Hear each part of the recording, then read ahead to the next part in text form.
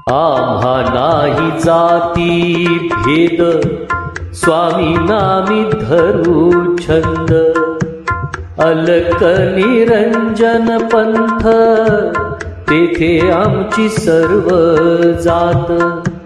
आमचा अवधूत बाणा, त्याचा धनी स्वामी राणा.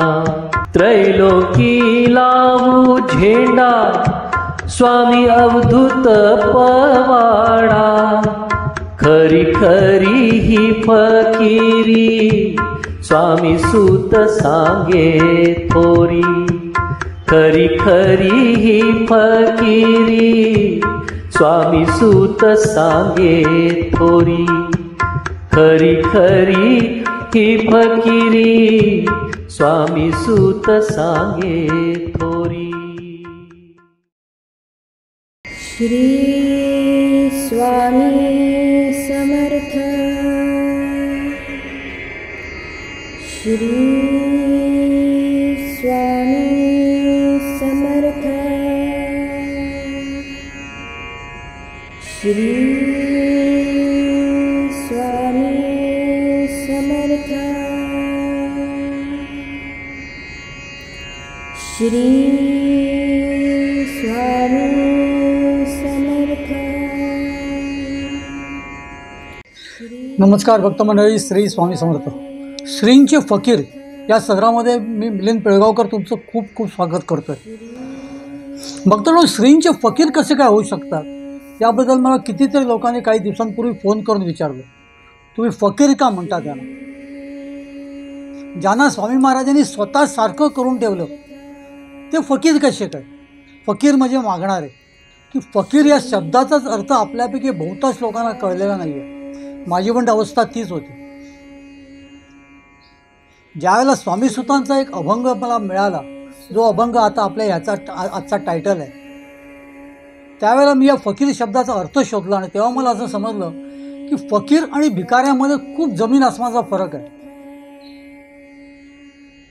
भिकारी असतो तो दयाचा पात्र होतो आणि आपल्याकडे हात पुढे करतो. त्याचं आज पोट भरलं तर त्याला उद्याची काळजी असते. पण फकीर जो असतो त्या फकीरांनी सर्व काही त्या परमात्म्याकडे सोपवलेलं असतं. त्याला स्वतःची काही काळजीच नसते. त्याला एकच माहिती असतं की परमात्मा जसं आपल्याला ठेवेल त्या पद्धतीने आपण राहायचं. त्याच्यासारखा राजा आणि त्याच्यासारखा श्रीमंत बघायला गेलं तर कोणीच नाही आहे. कारण मानवी जन्माला येऊन आपल्याला प्रत्येकाला आपापल्या विवंचना असतात. आपल्याला प्रत्येकाला स्वतःची काळजी असते. आपल्याला प्रत्येकाला स्वतःची आकांक्षा असतात. पण फकीर हा इतका सुखी असतो की त्याचं एकच म्हणणं असतं की जो मी आजचा दिवस काढला तो महाराजांनी मला त्या पद्धतीने ठेवलेलं आहे. कधी काळी जर त्याला उपासमार घडलीच, तो आनंदाने त्या उपासमारीचा स्वीकार करतो. त्याचं म्हणणं असं असतं की महाराजाने मला आज उपासमार घडवलेली आहे, महाराजांना माझ्याकडून आज उपास करून घ्यायचा आहे. म्हणजे थोडक्यात काय तर त्याची ब्रह्मानंदी टाळी लागलेली असते आणि तो खऱ्या अर्थाने भक्त असतो. तर असेच काहीशे फकीर स्वामी महाराजांच्या सानिध्यात सुद्धा घडलेले आहेत आणि त्याच्यामुळे आपण या सर्व लोकांना स्वामी महाराजांचे फकीर म्हणून आपण संबोधतो. भक्तगणो, ज्यांचं आज आपण स्मरण करणार आहोत त्यांचा स्वामींच्या चरित्रामध्ये एक महत्त्वाचा वाटा आहे. कारण महाराजांनी त्यांना अभय दिलं, भिवू नकोस मी तुझ्या पाठीशी आहे, जे आज आपण प्रत्येक फोटोच्या खाली ते आपण वाचतो. पण आपण ज्याला स्वामींची चरित्र वाचतो म्हणा किंवा स्वामींचे आपण ग्रंथ वाचतो, अगदी मूळ वाचले तरी सुद्धा हा उल्लेख आपल्याला कुठंच मिळत नाही. आणि स्वामी महाराजांची प्रचलित वचनं हा जेव्हा मी एपिसोड केला तर त्याच्यामध्ये ते मी सांगितलेलं आहे.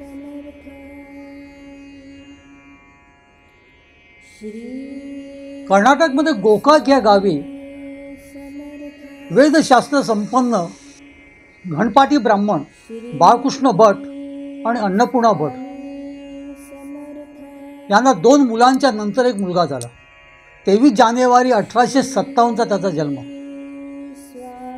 या मुलाच्या जन्माच्या काही महिने अगोदर त्या बाळकृष्ण भटांना एक विभूती भेटली होती आणि त्या विभूतीने सांगितलेलं तुमच्या घरामध्ये प्रत्यक्ष देव अवतरणार आहे, त्याचा जन्म होणार आहे.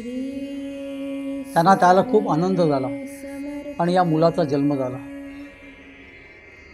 हे मूल ज्यावेळेला जन्मलं त्यावेळेला त्याची आईने अन्नपूर्णा आजीने सर्वप्रथम तिच्या हातामध्ये त्याला घेतलं. त्यावेळेला हे मूल तिच्याकडे हसत होतं. त्याच्यानंतर हे मूल तसं बघायला गेलं तर रडलं नाही, पण ओंकाराचे स्वर मात्र त्याच्या तोंडातून मुखातून अगदी त्याच्या जन्माच्या पहिल्या दिवशीपासून येत होते. वडील बाळकृष्ण जे होते ते रामाचे भक्त होते. त्यांना असं वाटू लागलं की प्रत्यक्ष राम प्रभू रामचंद्रच आपल्याकडे जन्म घेऊन आलेला आहे. त्याच्यामुळे त्याचं नाव रामचंद्र ठेवण्यात आलं. रामचंद्र बाळकृष्ण बोटे, बोटे त्यांचं आडनाव होतं. हा जो छोटा रामचंद्र जो होता तो अगदी लहान वयापासूनच फार भाविक. पूजा अर्चा देवधर्म याच्यामध्ये त्याला खास विशेष गोडी असायची. अगदी वयाच्या 7व्या वर्षी तो वेद वगैरे शिकण्यास तो मुरगोडला आला. मुरगोडला जे वेदभवन जे होतं तिथे सुद्धा त्याची ख्याती खूप होती. हा कोणतरी विशेष मुलगा आहे असं त्याला सगळेजण ओळखत होते. काही कोणाचं काय अडलं का ते त्याच्याकडे येत असतं. कधी मोठ्या मोठ्या वयाची माणसंसुद्धा या 7-8 वर्षाच्या पोराकडे येऊन त्याचं शंका निरसन त्यांचं करून घ्यायचे. बघतो म्हणजे अगदी 1.5-2 वर्षामध्येच या मुरगोड गावामध्ये या छोट्या रामचंद्राची खूप ख्याती झाली. एक दिवशी असं घडलं की त्या मुरगोडचे नाईक खूप श्रीमंत माणूस, त्याचा भला मोठा त्यांचा तिथे वाडा होता. खूप शेती जमीन जुमले. त्यांना एकदा असं वाटलं की आपल्या वाड्याच्या बाहेर एक भली मोठी विहीर खणावी. भली मोठी होती. त्यांनी त्या विहिरीला खणण्याची सुरुवात केली. खूप मजूर वगैरे लावले कारण विहीरच खूप मोठी होती. आणि ते स्वतः तिथे बसले आणि देखरेखीमध्ये ती विहीर ते तिथे खोदण्याचं सगळं काम चालू होतं. 2 दिवस झाले, 3 दिवस झाले, आठवडाभर आपले ते खणतात. विहीर अगदी खोल खणली गेली पण पाण्याचा थेंब नाही. या नायकांना आता चिंता वाटू लागली. एवढे दिवस 7-8 दिवस आपण विहीर खणतोय, विहीर अगदी खोल खणली गेलेली आहे पण पाण्याचा थेंब त्याच्यामध्ये येत नाही आहे. पैसा तर फुकट गेलाच आहे, त्याच्याशिवाय वेळही फुकट गेलेला आहे. आणि जागा एवढी मोठी जी काय खणून ठेवलेली आहे ती सुद्धा काही कामाला येणार नाही आहे. कपाळाला हात लावून नाईक बसले होते. तोच त्यांना तिथे छोटा रामचंद्र तिथून जात असताना दिसला. छोटा रामचंद्राची खूप ख्याती होती. तर नायकाने लगेच छोट्या रामचंद्राला हाक मारली. अरे रामचंद्रा, इथे मी खूप विवचनेमध्ये आहे. मला कळत नाही, ही विहीर मी खणलेली आज गेले 8 दिवस मी मजूर लावून ही विहीर खणतोय पण त्या विहिरीला अजिबात एक थेंब सुद्धा पाणी आलेलं नाही. ते छोट्या रामचंद्राने त्या विहिरीकडे बघितलं. तो हसला. तुम्ही तुमचं कार्य करा, विहीर खणायचं काम तुम्ही केलंत ना, मग आता त्याला पाणी सुद्धा येईल. पाण्याची विहीर कशी असू शकेल? काका तुम्ही निश्चिंत जा, घरी जाऊन झोपा, विहिरीला पाणी येणार. नायकांना त्याचं बोलण्याचं खूप कौतुक वाटलं. इतक्या आत्मविश्वासाने तो पोरगा सांगत होता की त्या विहिरीला पाणी येणार. विहीर अगदी भले कितीतरी खोल खणून सुद्धा एक थेंब सुद्धा पाझर लागलेलं नव्हतं.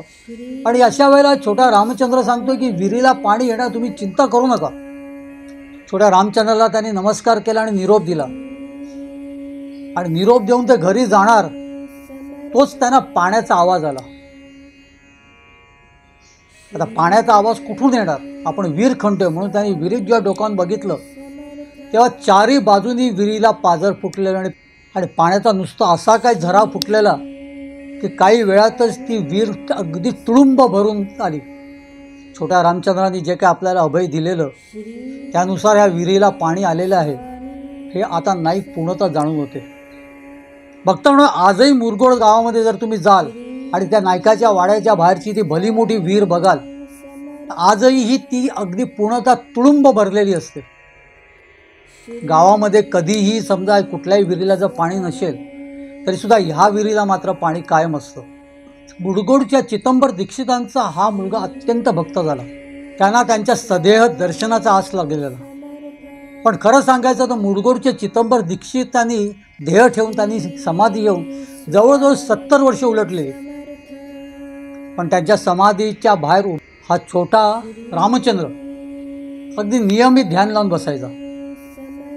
एक दिवशी असाच ध्यान लावून बसलेला असताना त्याला असं काही दिसलं की त्या शिवपिंडातून एक अकरार विकराळ असा एकदम खूपसा भयानक माणूस बाहेर आला. भयानक माणूस बाहेर आला आणि तो या बाळ रामचंद्राला तिथून हकलावू लागला. रामचंद्राने डोळे मिटले आणि चिदंबर दीक्षितांचं स्मरण करण्यास सुरुवात केलं. हळूहळू तो अकराळ विकराळ जो कोण माणूस होता तो अगदी नाहीसा झाला. रामचंद्र खाबरला होता, पण रामचंद्राचा एक ध्यास असा होता की चिदंबर दीक्षितांचं मला दर्शन घाल्याशिवाय मी इथून निघणार नाही, अजिबात निघणार नाही. मग कसल्याही परीक्षा जरी मला द्याव्या लागल्या तरी चालेल. 70 वर्षापूर्वी समाधी घेतलेल्या चिदंबर दीक्षितांच्या दर्शनाची आस त्याला लागली होती. वय जेमतेम 12-13. तो तिथेच ध्यानस्थ कायम बसला. हे बघून तिथले एक सेवेकरी होते दिगंबर म्हणून. त्यांना या मुलाची खूप दया आली. इतके दिवस ध्यान लावून बसलेला आहे हा, त्याला नेमकं पाहिजे काय. एक दिवशी त्याने जाऊन त्याच्या डोक्यावरती हात फिरवला आणि प्रेमाने त्याला विचारलं की तू इतके दिवस इथे ध्यान लावून बसलेला आहे, तुला तुझ्या खाण्यापिण्याची चिंता नाही, असाच बसलेला आहे, कितीतरी दिवस मी तुला बघतोय. तेव्हा या छोट्या रामचंद्राने ती सगळी हकीकत सांगितली. त्यांनी सांगितलं की मला चिदंबर दीक्षितांचं प्रत्यक्ष दर्शन पाहिजे, पण मी असा ध्यानाला बसलेला असताना एक अकराळ विकराळ पुरुष मला येऊन इथून हकलवत होता. मी खूप घाबरलेलो, पण त्याही वेळेला मी चिदंबर दीक्षितांचं ध्यान करत याची एकच सांगत होतो त्यांना की मी इथून हटणार नाही जोपर्यंत तुम्हाला मला प्रत्यक्ष येऊन दर्शन देत नाही आहात तोपर्यंत मी इथून निघणार नाही. हे जे दिगंबर जे कोण सेवेकरी होते ते सुद्धा खूप सिद्ध होते आणि चिदंबर दीक्षितांचे निस्सीम भक्त होते. त्यांनी या छोट्या रामचंद्राला बाजूला घेतलं, त्याच्या डोक्यावरून हात फिरवला आणि त्याला एक गुरुमंत्र दिला. गुरुमंत्र दिला आणि त्याला सांगितलं की तू नामस्मरण सतत करत जा, तुला आज ना उद्या परमेश्वराचं दर्शन घडेल, परमात्मा तुला नक्की भेटेल, त्याची तू अजिबात चिंता करू नको. पुढे असे काय घडत गेले का चिदंबर दीक्षितांचे पंटू त्यावेळेला तिथे होते. त्यांना चिदंबर दीक्षितांनी दृष्टांत देऊन सांगितलं की माझ्या पादुका या छोट्या रामचंद्राला दे. आणि चिदंबर दीक्षितांच्या पादुका ज्या होत्या त्या पादुका या प्रभाकर गुरुजींनी रामचंद्राला दिल्या. रामचंद्राला आनंद झाला. रामचंद्राला प्रत्यक्ष दर्शनाचं सुख तेव्हाच मिळालं आणि त्या पादुका घेऊन तो पुन्हा गोकाकला आला, स्वतःच्या घरी आला. रामचंद्रांचे जे वडील होते बाळकृष्ण ते पुराण सांगत असत. एके दिवशी या रामचंद्राला काय लहर आली, त्यांचं पुराण ऐकण्यासाठी ते तिथे गेले आणि त्या पुराणामध्ये त्यांचे वडील जे बाळकृष्ण होते त्यांनी स्वामी महाराजांचं आख्यान सांगितलं, स्वामी समर्थ महाराजांचं. ते बोलता बोलता असं म्हणून गेले की स्वामी समर्थ महाराज हे परमात्मा आहेत, ते परमेश्वर आहेत आणि ते सदेह स्वरूपामध्ये अक्कलकोटला आलेले आहेत, अक्कलकोटला येऊन विसावलेले आहेत. हे या छोट्या रामच्या जेव्हा कानावर पडतं तेव्हा स्वामी समर्थ महाराजांच्या दर्शनाची त्याला आस लागते. त्याला अजिबात झोप लागत नाही, त्याला भूक लागत नाही, त्याचं खाण्यापिण्यामध्ये कुठेच त्याचं लक्ष लागत नाही. फक्त एकच ध्यास तो घेतो की मला स्वामी महाराजांचं दर्शन घ्यायचे अक्कलकोटला. घरची लोक साधारण 500-600 किलोमीटरवरती याला एकटं सोडणार नाहीत याची त्याला पूर्ण कल्पना होती. तेव्हा एक दिवशी तो घरी अजिबात कोणाला काही न सांगता तिथून काढता पाय घेतो. त्याच्याबरोबर फक्त एक वस्त्र असतं आणि एक भांडं असतं आणि जेमतेम 1 रुपया त्याच्या खणपटीला असतो तेवढाच. हा छोटा रामकृष्ण तिथून पायी चालत चालत चालत चालत ते येत असतो. त्याला मध्ये कोणतरी एखादा भेटतो जो गाणगापूरचा यात्री असतो. तो त्याच्याबरोबर गाणगापूरला जातो, दत्तप्रभूंचं दर्शन घेतो आणि दत्तप्रभूंचं दर्शन घेऊन आता अक्कलकोटसाठी उद्या निघणार. खूप आनंदात असतो. आता मी उद्या अक्कलकोटला जाणार, प्रत्यक्ष स्वामी समर्थ महाराज ह्या परमेश्वराचं दर्शन घेणार. या आनंदामध्ये त्या दिवशी सुद्धा त्याला झोप लागत नाही. त्याचा डोळ्याला डोळा लागतच नाही, नुसता पौडलेला असतो.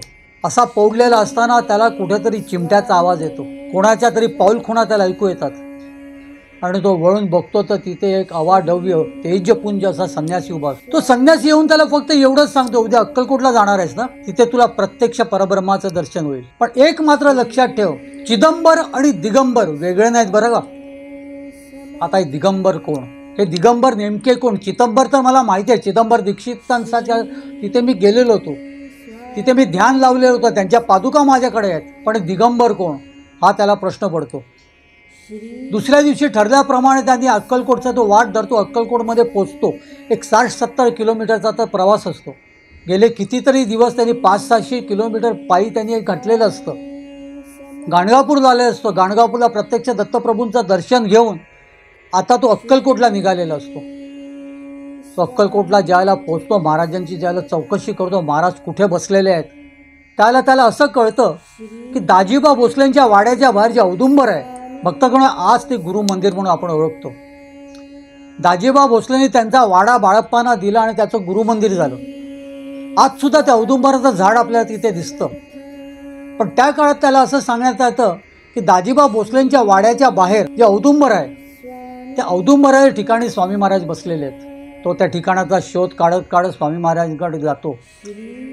प्रत्यक्ष परब्रह्माची मूर्ती, तेजपुंज मूर्ती, अवाढव्य गोरी पान, या दिव्य मूर्तीला पाहून त्याची ब्रह्मानंद टाळी लागते. वय जेमतेम 14 वर्षाचं असतं. हात जोडून डोळे मिटून आनंदासुरे येत असतात.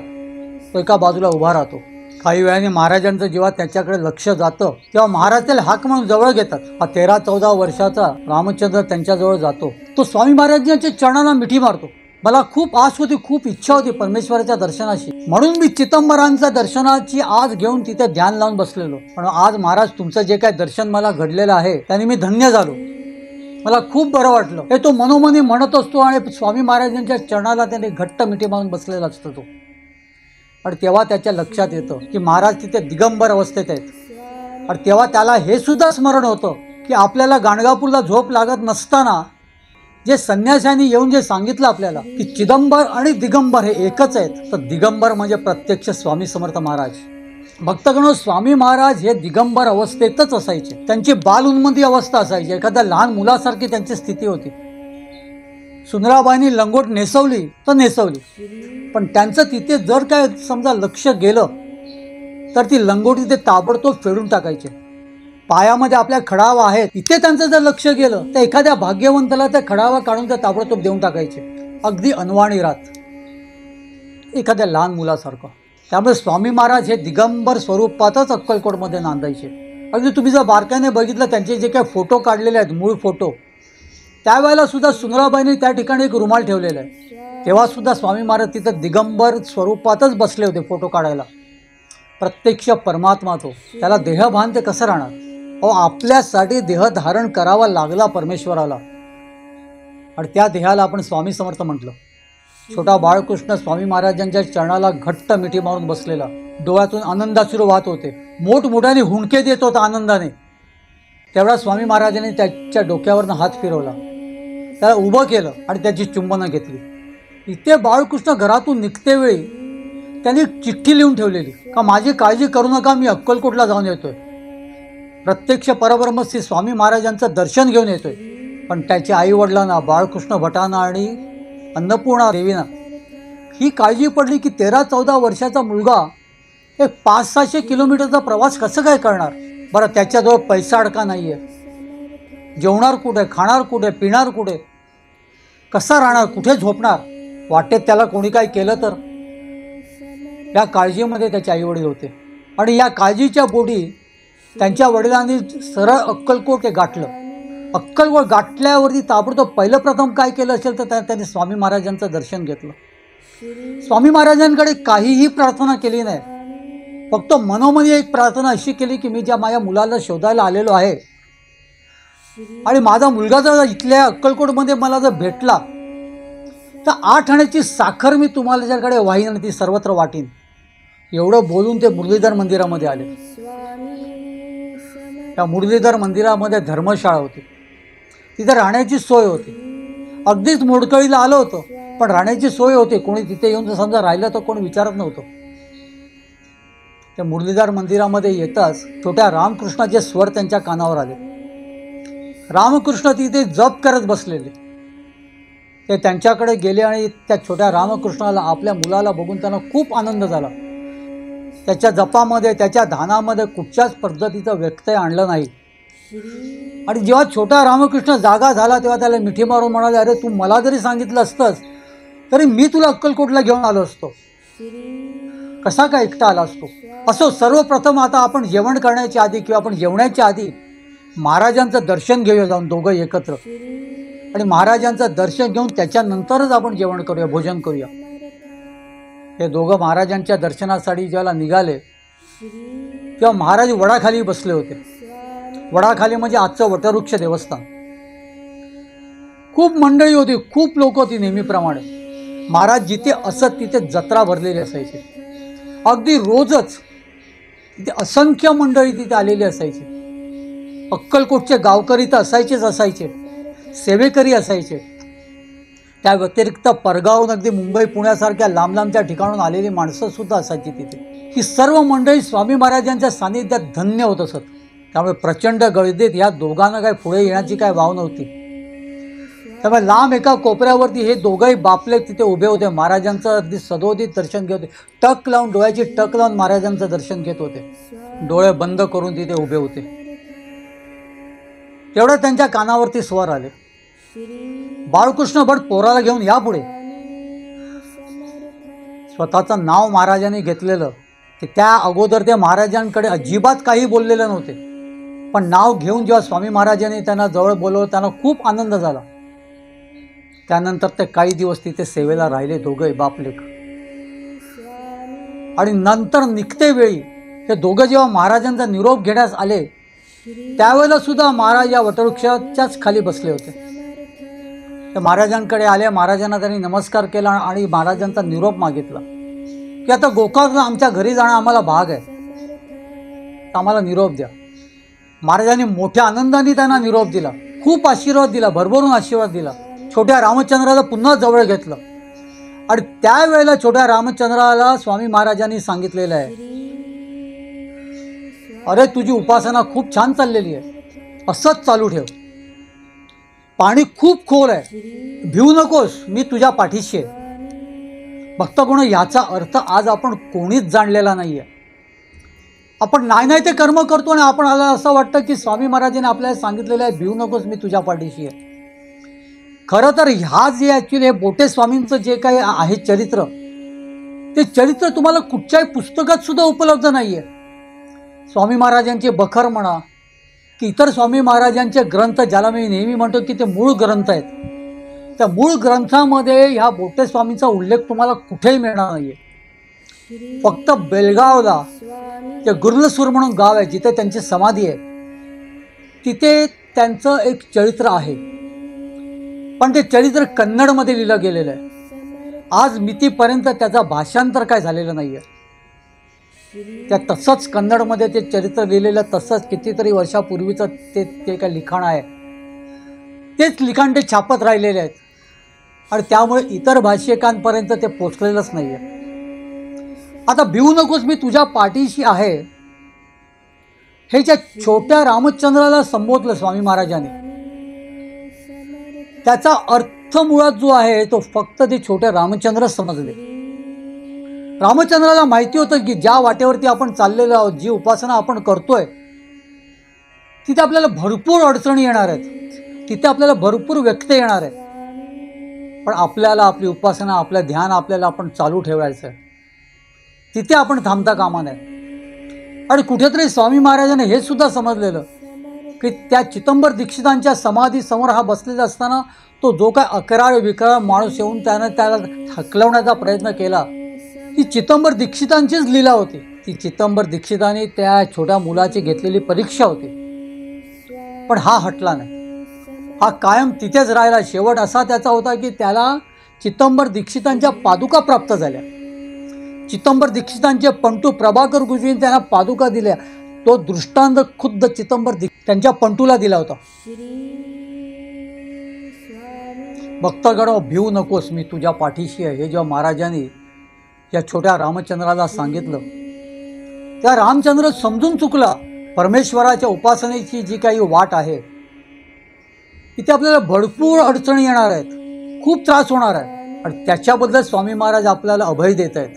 पाणी खूप खोल आहे, पण भिवू नकोस, मी तुझ्या पाठी आहे. पाणी खूप खोल आहे याचा अर्थच मुळात असा आहे की तुला जेवढं करवेल आणि जेवढं तू करू शकतो तेवढी उपासना आहे, तेवढं तू मिळवू शकतो. पण ते मिळवत असताना कितीही जरी अडचणी आल्या तरी भिवू नकोस, मी तुझ्या पाठीशी आहे, मी तुझ्या बरोबर आहे कायम. सर्व अडचणीतून तुझं रक्षण करण्याकरिता मी तुझ्या बरोबर नेहमी असणार. बाळकृष्ण भट बाजूलाच उभे होते. आपल्या मुलाला प्रत्यक्ष परब्रह्मा आणि प्रत्यक्ष परमेश्वराने जवळ घेऊन एवढं मोठं अभय दिल्याचं बघून त्यांना सुद्धा खूप धन्य वाटलं. त्यांना खूप आनंद झाला आणि दोघांनी स्वामी महाराजांना साष्टांग लोटांगण घातलं आणि पुन्हा आपल्या घरचा रस्ता धरला. छोट्या रामचंद्राची योग्यता काहीतरी वेगळी होती. ते पुढे जाऊन ते बोटे स्वामी म्हणून त्यांची तिथे ओळख झाली. प्रत्यक्ष महाराजांनी त्यांना स्वतःच्या मांडीवर घेतलेलं आहे, त्यांना अंजारलेलं आहे, गोंजारलेलं आहे आणि तेव्हा हे अभयवचन दिलेलं आहे. त्यांची तशी साधना होती. त्यांच्याबद्दल काही गोष्टी जर आपण वाचलं तर आपल्याला नवल वाटतं. कर्नाटकामधले व्यंकट भट म्हणून एक होते, स्वामी महाराजांचे निस्सीम भक्त होते. ते नेहमी स्वामी महाराजांकडे दर्शनाला जात असत. महाराजांचं दर्शन घेताच त्यांना सुद्धा आनंदाश्रू येत असत. ते खूप भावुक व्हायचे. महाराज सुद्धा त्यांची चौकशी करायचे, त्यांच्याकडे खूप छान बोलायचे. एक दिवशी त्यांनी मनोमनी अशी प्रार्थना केली की आता आपलं एवढं वय होत चाललेलं आहे, आधीसारखं नाही आहे. आधी आपल्याला अक्कलकोटला येण्यास काही त्रास होत नसायचा, पण आता आपले पाय दुखत आहेत. आपण चालत एवढी जे वाट आपण चालत येतो त्याच्यानंतर आपल्याला महाराजांचं दर्शन घेतल्यावरती आपण खणखणीत बरे होतो, पण प्रत्येक वेळेला इतक्या लांब येणं फार कठीण होते. एक दिवशी ते महाराजांकडे आलेले असताना त्यांच्या मनात हाच विचार येतो. तो महाराजांपर्यंत पोचतो आणि महाराज या व्यंकट भटांना तिथे जवळ बोलावून सांगतात, अरे आयुष्यभर इथे येत राहिलास, एवढी वर्षे इथे येत राहिलास, आता तुला जमत नसेल कारण तुझं आता वय खूप होते. काही गरज नाही अक्कलकोटपर्यंत लांब येण्याची. तू मुरगोडला जा. मुरगोडला रामू मास्तर म्हणून आहेत, त्यांची चौकशी कर, त्यांना भेट, त्यांचं दर्शन घे. तू माझ्याकडे आल्यासारखंच आहे. माझ्याकडे दर्शन घेतल्याचं सुख तुला तिथे सुद्धा मिळेल. हे ऐकून त्यांना खूप आनंद झाला. त्याचबरोबरीने मनोमध्ये एक दुःख सुद्धा होतं की आपल्याला प्रत्यक्ष महाराजांचं दर्शन घेता येणार नाही. महाराज जे कोण सांगताय रामू मास्तर त्यांचं दर्शन घेऊन महाराजांपर्यंत पोचतं इथपर्यंत सर्व काय ठीक आहे, पण महाराजांचं दर्शन, महाराजांच्या देहस्वरूपी दर्शन हे वेगळंच होतं. असो, महाराजांनी सांगितलंय ना, पण पुढच्या खेपेस आपण मुडगोडला जाऊन त्या रामू मास्तराला शोधू आणि रामू मास्तरांचं दर्शन घेऊया. पुढच्या खेपेस ते अगदी त्यांच्या गावाच्या जवळच मुडगोड असतं. त्या मुडगोडी ते तिथे गावी जातात. या मुडगोडला हे रामू मास्तर असतात. ते एका शाळेमध्ये शिक्षक म्हणून लागलेले असतात. हा रामचंद्र आता थोडा मोठा झालेला असतो. मोठा म्हणजे एक 17-18 वर्षाचा. नुकतंच मिसरूड फुटत असतं आणि अशा वेळेला तिथल्या एका शाळेमध्ये तो शिक्षकाची नोकरी त्यांनी धरलेली असते आणि तिथे त्याला सर्वजण रामू मास्तर म्हणून हाक मारत असत. महाराजांना ते इथे अक्कलकोटात माहिती होतं पूर्णतः, म्हणून ते त्यांना सांगतात की त्या गावाला जा आणि रामू मास्तर विचारणे, त्याचं दर्शन घे. रामचंद्र विचारलं तर त्याला एखाद्या वेळेस कळणार नाही, म्हणून महाराजांनी त्याला बहुतेक रामू मास्तर सांगितलं असावं. ते या गावामध्ये येतात. येताना एक हार, श्रीफळ वगैरे बरोबर घेतलेलं असतं. जसं त्या महाराजांच्या दर्शनाला जातात तसंच ते इथे सुद्धा आलेले असतात. ते इथे येऊन चौकशी करतात, इथे रामू मास्तर म्हणून कोण आहे का. तिथले लोक त्यांना सांगतात त्या शाळेमध्ये ते शिक्षक आहेत. तर त्या शाळेच्या प्रांगणात जर तुम्ही गेलात तुम्हाला ते भेटतील. हे व्यंकट भट त्या शाळेच्या प्रांगणामध्ये जातात आणि तिथे चौकशी करतात. तर रामू मास्तर म्हणून समोर कोण, एखादा छोटासा पोरगा आहे 17-18 वर्षाचा, नुकतीच मिसरूड फुटलेली असते. तुम्हीच रामू मास्तर का विचारले, तो बोलतो हो मीच रामू मास्तर आहे, काय पाहिजे तुम्हाला. व्यंकट भटांना खूप आश्चर्य वाटतं. ते ताबडतोब त्या रामू मास्तरांना लोटांगण घालतात. त्यांच्या चरणावरती ते श्रीफळ ठेवतात, तो हार घालतात आणि सांगतात की अक्कलकोटला स्वामी महाराजांनी मला तुमचं दर्शन घ्यायला सांगितलेलं आहे. यापुढे सांगितलेलं आहे की अक्कलकोटला तू आलाच नाही तरीही चालेल, पण माझ्या रामू मास्तराचं दर्शन घेत जा. रामू मास्तरांचं दर्शन घेतलं का तुला माझं दर्शन घडल्यासारखं आहे. तेव्हा मला नवल वाटलेलं. मला माहिती नव्हतं की मी तेवढा तृप्त होईन की नाही, पण इथे आलो, तुमचं दर्शन घडलं. खरोखर स्वामी महाराजांचं दर्शन घडल्यासारखं मला सुख मिळालं. तेवढाच मला आनंद मिळाला. तेव्हा हात जोडून प्रार्थना करतो, मी दर महिन्याला इथे येत जाईन, दर महिन्याला येऊन तुमचं इथे दर्शन घेत जाईन. रामचंद्र थोडा ओशाळलाच, लाजलाच तो. एवढे वयस्क ग्रस्त व्यंकट भट आपल्याला नमस्कार काय करतायत, आपल्या चरणावरती ते श्रीफळ ठेवतात, हार घालतायत आणि सांगतात महाराजांनी मला सांगितलेलं आहे तुमचं दर्शन घेण्यासाठी. पण व्यंकट भटांची पूर्ण खात्री असते की जर स्वामी महाराजांनी सांगितलेलं आहे की रामू मास्तरांचं दर्शन घ्या म्हणजे त्यांची तेवढी योग्यता असेलच. ते सदोदित त्यानंतर दर महिन्याला येऊन रामू मास्तरांचं दर्शन घेत असत. आणि रामू मास्तर म्हणजे आपले छोटे जे रामचंद्रजी आहेत ते मोठ्या अगत्याने त्यांचं स्वागत करत, मोठ्या अगत्याने त्यांची चौकशी करत, मोठ्या प्रेमाने त्यांच्याशी बोलत. त्यांना त्या स्वामींच्या दर्शनाची जी काय आस लागायची ती इथे आल्यावरती ते तृप्त व्हायचे. त्या 17-18 वर्षाच्या पोराचं दर्शन घेऊन ते इतके तृप्त व्हायचे की जणू काय त्यांना प्रत्यक्ष स्वामी समर्थ महाराजच भेटलेले आहेत. अक्कलकोटला स्वामी समर्थ महाराज देहात ठेवण्या अगोदर एक 7-8 महिन्यापूर्वीची गोष्ट आहे. रामचंद्र जेमतेम 21-22 वर्षाचा झाला होता आणि पुन्हा त्याला स्वामी महाराजांच्या दर्शनाची आस लागली. पुन्हा त्याने अक्कलकोट गाठलं. अक्कलकोट आणि आजूबाजूच्या परिसरामध्ये त्याला दुष्काळ पडला होता. पाण्याचा थेंब मिळत नव्हता. परिस्थिती इतकी गंभीर होती का रस्त्यावरती प्रेतांचा खच पडला होता असा उल्लेख आहे. फक्त गुरांचा नाही तर माणसांचा सुद्धा प्रेताचा खच पडला होता. पाणी नाही, अन्न नाही, काहीच नाही. अशा वेळेला ती माणसं कशी राहणार. तर आपल्या गेल्या अक्कलकोटच्या सदरमध्ये त्या थडगे मळ्याच्या एपिसोडमध्ये मी ते सांगितलेलं आहे की ते तळं पूर्णतः सुकून गेलेलं. तशा विहिरीसुद्धा सगळ्या सुकलेल्या. आणि ह्या अवस्थेमध्ये ते रामू मास्तर हे बोटेस्वामी हे अक्कलकोटला आले होते.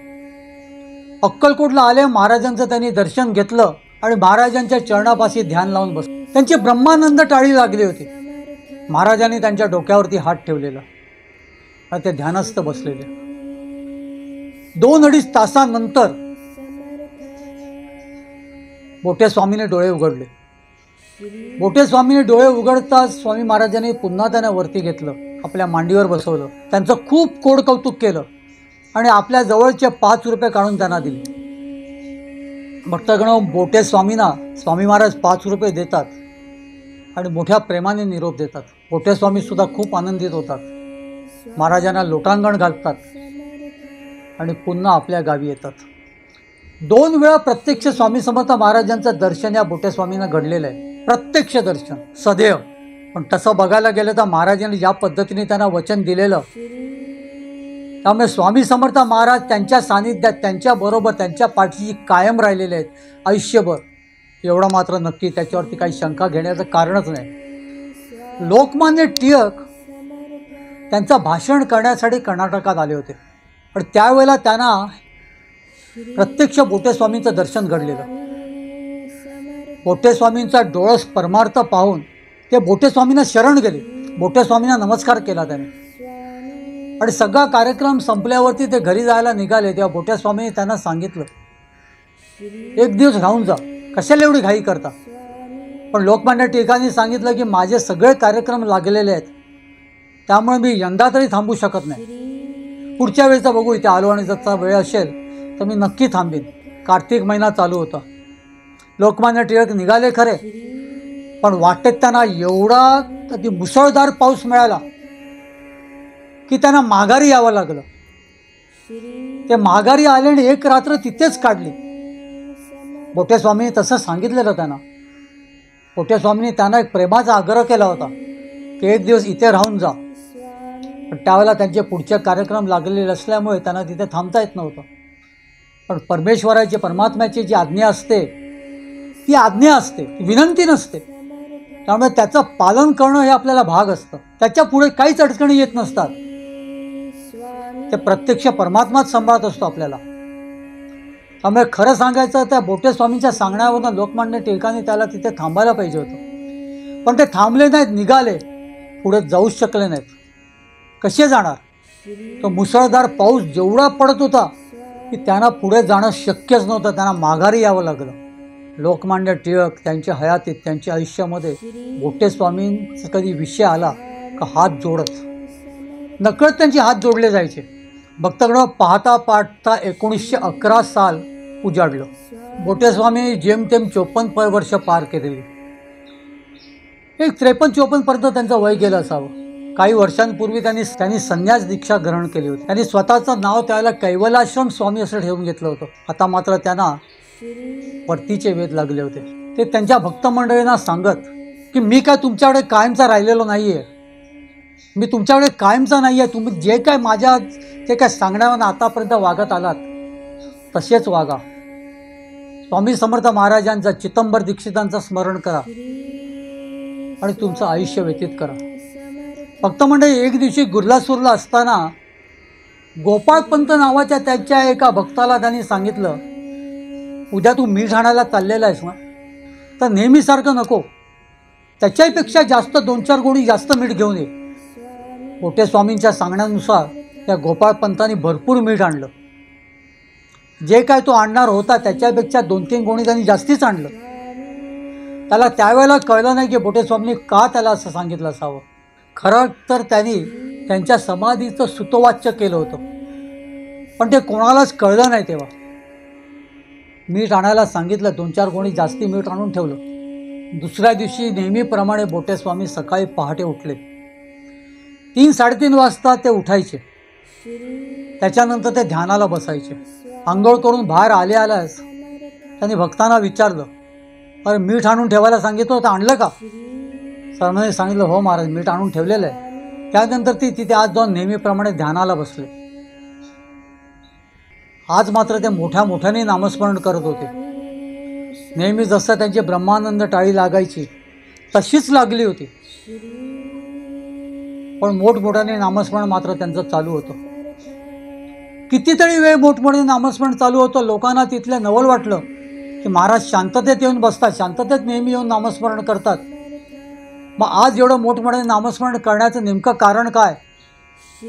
पण कोणाला त्यावेळी त्याचं जरासुद्धा काय कल्पना आली नाही. थोड्या वेळाने हेच नामस्मरणाचे स्वर हळूहळू कमी होऊ लागले. काही वेळाने पूर्णतः बंद झाले.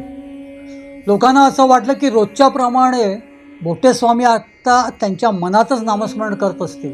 पण पहाटे 4:45 वाजता हा स्वामी महाराजांचा निस्सीम भक्त रामचंद्र, रामू मास्तर, बोटेस्वामी आणि आता कैवल्य आश्रम स्वामी यांनी पहाटे 4:45 वाजताच देह ठेवला. पहाटे 4:45 वाजता हे बोटेस्वामी स्वामीचरणी विलीन झाले होते. साल होतं 1911. या 54 वर्षाच्या कालावधीत त्या प्रत्यक्ष परब्रह्माच्या सानिध्यातच त्यांनी आधी लहानपणापासून विद्या अखेरपर्यंत त्यांनी आपलं आयुष्य घालवलं. तर या बोटेस्वामींची किंवा कैवल्य आश्रम स्वामी महाराजांची तिथे समाधी आहे.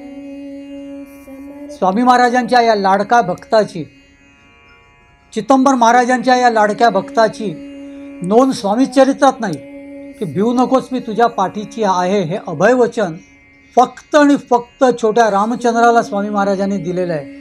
या बोटेस्वामी महाराजांना स्वामी महाराजांनी दिलेलं आहे. या बोटेस्वामी महाराजांवरती स्वामी समर्थ महाराजांचं प्रचंड प्रेम होतं. 2 वेळा मांडीवर घेतलेलं आहे, त्यांचं खूप कौतुक केलेलं आहे. त्यामुळे स्वामी महाराजांचे फकीर जेवढे काय आहेत त्याच्यामध्ये ह्या बोटेस्वामींचं, कैवल्य आश्रम स्वामींचं नाव अगदी प्रामुख्याने घ्यावंसं वाटतं. भक्तगण, कधी जर तुमचं कर्नाटकामध्ये गुर्लासूरला जाणं झालं तर निश्चित या बोटेस्वामींच्या समाधीचं दर्शन घ्यायला जा. अगदी वयाच्या 6व्या-7व्या वर्षापासूनच ते परमेश्वराशी किती जवळ होते त्याची अनुभूती तुम्हाला त्या स्थानावरती येईल. आणि नकळत तुमचे हात जोडले जातील आणि मुखातून एकच शब्द येतो नेहमीप्रमाणे, तो म्हणजे आपल्या परब्रह्माचं ध्यान. तुम्ही म्हणाल, श्री स्वामी समर्थ.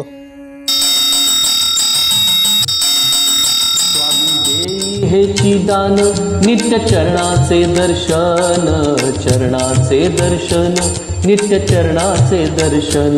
मज नको धनदारा तुझ्या चरणी द्यावा थारा, चरणी द्यावा थारा, तुझ्या चरणी द्यावा थारा. मज ठेवावे भिकारी सुखे करीन चाकरी, सुखे करीन चाकरी. तुझे नाम माझी जोड मुखी राहो तेची गोड, राहो तेची गोड, मुखी राहो तेची गोड. स्वामी देई हेची दान नित्य चरणाचे दर्शन, चरणाचे दर्शन नित्य चरणाचे दर्शन तुझ्या चरणी माझा माथा ऐसे करी दीनानाथा ऐसे करी दीनानाथा तुझ्या नामी लागो छंद मज द्यावे दास पद द्यावे दास पद मज द्यावे दास पद स्वामी देई हेची दान नित्य चरणांचे दर्शन चरणांचे दर्शन नित्य चरणांचे दर्शन सुत मागे हेची दान सुत मागे हेची दान तुझ्या चरणी होऊलीन तुझ्या चरणी होऊलीन स्वामी। तर गणो, एक नम्र विनंती, हा एपिसोड कसा वाटला कृपया कमेंटमध्ये नक्की कळवावे। आवडला असेल तर लाईक करा, शेअर करा आणि कृपया या चॅनलला सबस्क्राईब करायला विसरू नका। तुझ्या चरणी द्यावा थारा चरणी द्यावा थारा तुझ्या चरणी द्यावा थारा स्वामी देई हेची दान नित्य चरणांचे दर्शन चरणांचे दर्शन नित्य चरणांचे दर्शन स्वामी देई हेची दान स्वामी देई हेची दान स्वामी देई हेची दान।